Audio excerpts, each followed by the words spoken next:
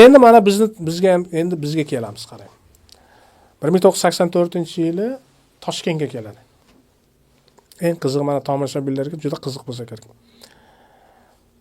8-avgust kuni Toshkentga keladi. Andrey Chikatilo. Albatta nima bilan keladi? Bu o'sha komandirovka. Ya'ni bu yerdan o'zini tashkilotiga, korxonasiga u bu narsa olib ketish bahonasida Toshkentga keldi. Va Toshkent shahrida albatta bu yerda gostinitsada, qaysidir mehmonxonada turgan. Eng qizig'i bu ovga chiqadi. Ovga chiqadi, qayerga deng? Chirchiqqa chiqadi, Bo'stonliq tumaniga chiqadi. Chirchiqqa chiqadi-da, Chirchiqqa chiqqan paytda bitta bu ayolni endi familiyasini haligacha aniqlash olmas ekan. Ayol ichib olgan bo'ladi. Endi yoshlari 20 yoshli bir ayolda. Ichib olgan, o'sha Chirchiq daryo bo'yida. Ayolni o'ldiradi, zo'rlaydi. Ichkariroqqa olib kiradi-da, shu o't o'lanning orasiga olib kirib, ayolni o'ldiradi. Rus ayoli bo'lgan bu ayol.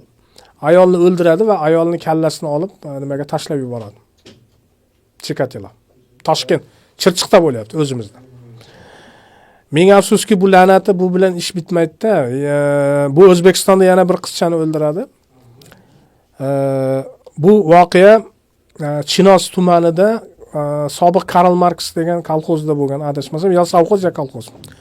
Karl Marx kolxozida Aqmaral Saidaliyeva degan 10 yoshli qizchani o'ldiradi.